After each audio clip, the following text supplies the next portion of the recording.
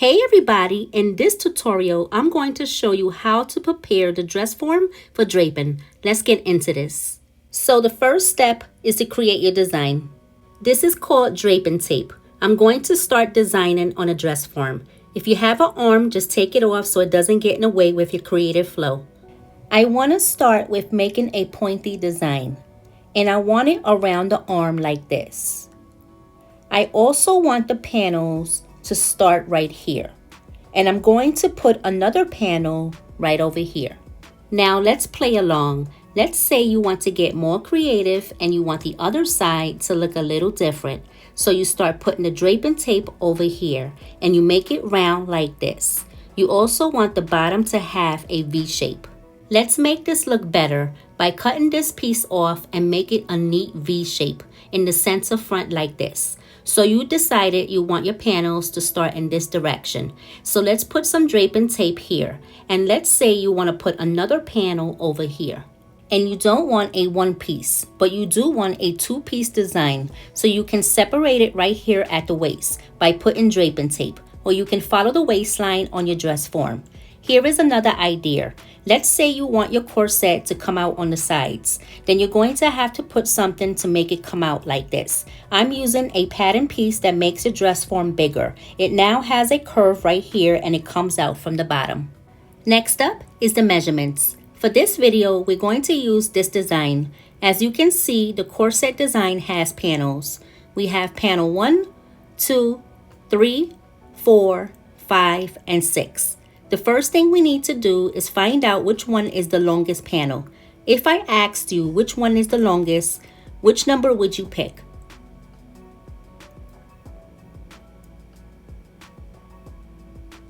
If you said number 3, you are correct. This is the longest one. As you can see, number 1 is short, number 2 is short, and number 3 is long. The reason why number 3 is long is because the curve is going down. So number 4 is smaller and number 5 and 6 is small. So now that we know it's number 3, we're going to take the measurement from here all the way down to here. Once we find out the measurement, we're going to add 4 or 5 inches to the measurement. The next step is to find out which number has the widest panel.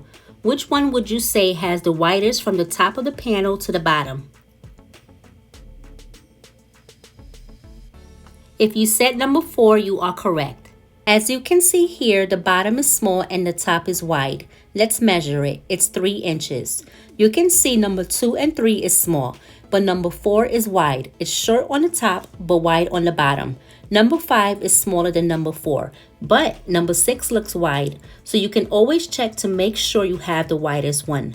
Now let's measure number 4. It's 4 and 5/8. Once you have your measurement, add 4 or 5 inches to it. The total length for each of my panels is 17 inches and 9 inches for the width. Next is the bust cup. For the bust cup, you can just get 3 big pieces and start draping, or you can just continue following the measurements that we're going to do right now.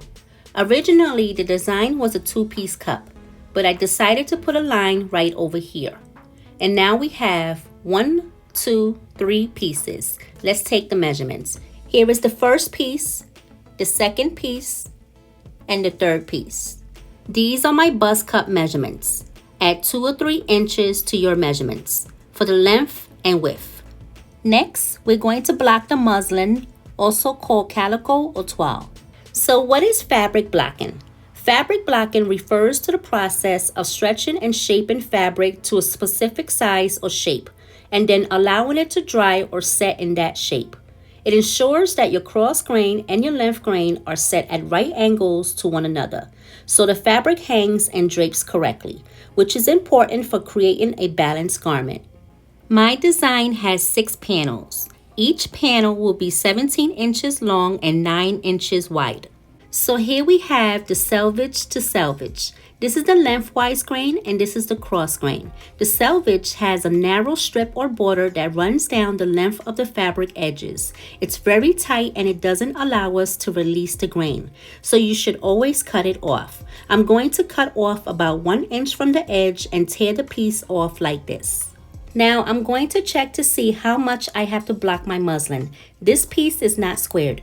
Let me show you. When I fold it here, I can see that both pieces are touching each other, but it needs to be blocked slightly. And when I fold it this way, you're going to notice that the fabric doesn't touch each other. What that means is I'm going to have to block that side of the fabric. As you can see, when I put the L ruler against it, it's not straight on the top and bottom. The fabric has to be squared on all sides.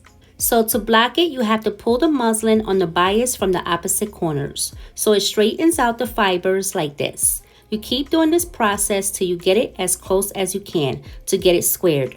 Once you feel that it's blocked, you can iron it only on the straight grain and cross grain, so it locks in the fibers.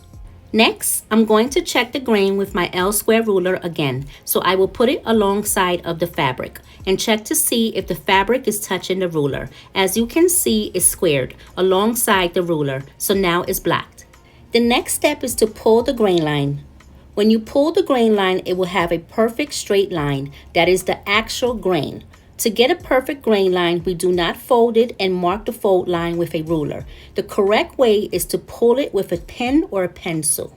If you're a beginner, practice with a pen. The pen can sometimes jump off the grain when you're dragging the pen down, so practice till you learn how to pull it straight down. Once you get the hang of it, then you can use a pencil. When you use a pencil, there's no turning back to erase it if you do it wrong. But with a pen, you can erase it by using the iron and start over. When you pull the grain line, it will always be on a lengthwise grain, also known as a straight grain. I'm going to start by putting my finger on the top and holding it down. Then I'm going to press the pen on the fabric and drag it all the way down like this. This is the perfect straight line that's on the actual grain. Next up is the pencil. First, make sure you sharpen your pencil. It has to be sharp. So this time I will do it in the middle of the fabric. So first I'm going to make a mark in the middle. Then I will press the pencil down and drag it all the way down like this. This is the true grain in the middle of this piece. Next, measure from waist to the end of your design. The waist to the end of my design is 5 inches. So I'm going to go 2 inches up from that. So on the muslin, I will measure from the bottom and go up 7 inches and make a line on all my panels. That will be the waistline for all 6 panels. For the first panel, pull a grain 1 inch away from the selvage. This is what the other panels will look like.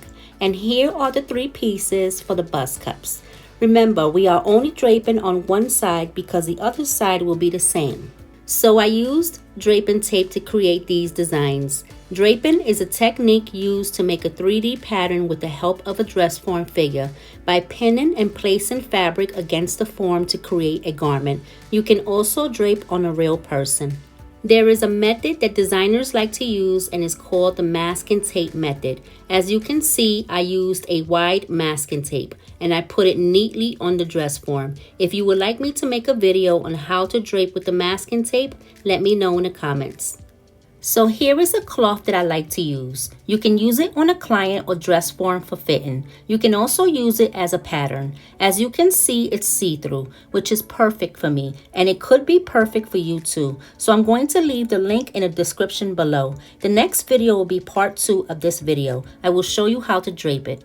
If you have any questions about draping, drop your questions in the comment section. Please give this video a like and share it so it can help other creators who want to learn about draping. If you're interested in learning more about draping, then click or tap on the playlist right here. There will be more draping videos coming. Thank you for watching, and I'll see you in the next one. Don't forget to practice, practice, practice. Bye, everybody.